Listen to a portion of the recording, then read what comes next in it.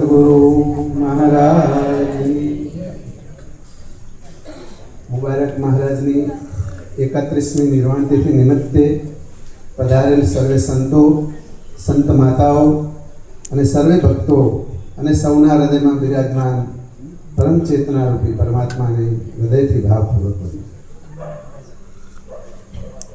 મુબારક મહારાજના ગુરુ શ્રી વિરમરામ મહારાજ અને વ્યવહારિક પક્ષે મારા દાદા થાય એમના જીવનનું એમને એક પદ છે રજૂ કરું છું. સમય ઓછો છે એટલે વધારે સમય નહીં લઉં.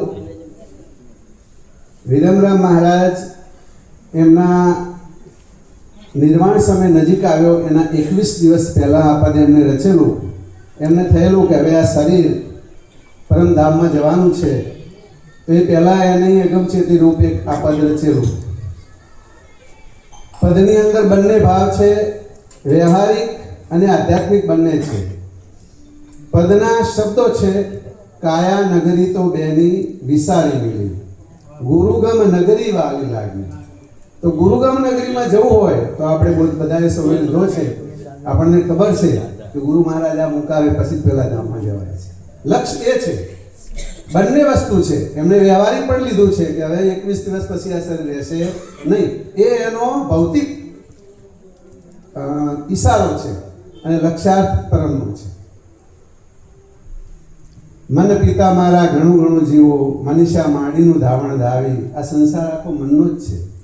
આપણા પિતા મન જ છે અને ઈચ્છા, મનની ઈચ્છા એ મન ઈચ્છા છે. એ ઈચ્છાને ધાવણ ધાવી અને જીવી શકે છે. ભાવ મામા માને ભલેરા મળ્યા, પ્રીતિ મામીનું પોષણ આપ્યું. એ બધું એમને સુંદર રીતે વણી લીધું છે. હવે હું પદ રજૂ કરું છું, મારી પાછળ ઝીલજો. કાયા નગરી તો બેની વિસારી મેલી, કાયા નગરી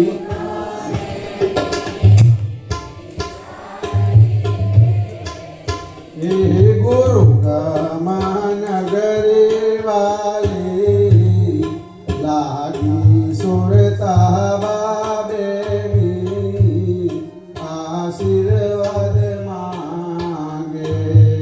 ગુરુ ગામા નગરી વાલી સુરતા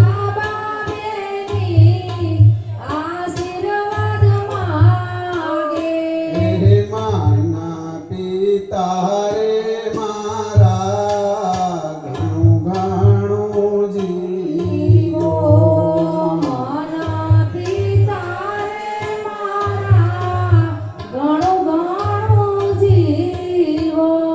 મનસા માડીનું દાવણ ધાવી સુરતા બાબેની, આશીર્વાદ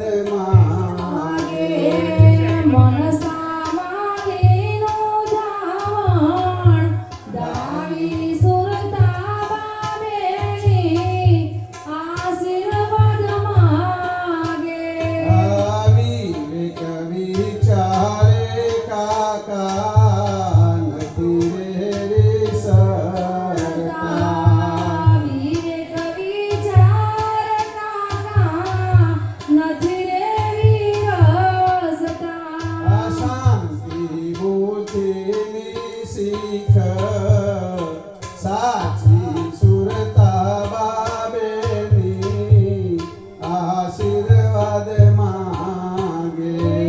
શાંતિ બોધીની શીખ સાચી સુરતા બાબેની, આશીર્વાદ માંગે.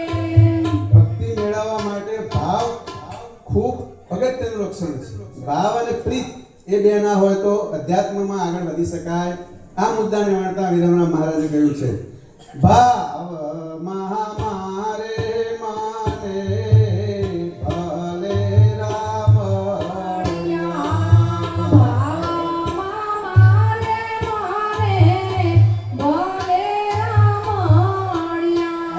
પ્રીતિ મામીએ પોષણ આપ્યું સુરતા બાબેની, આશીર્વાદ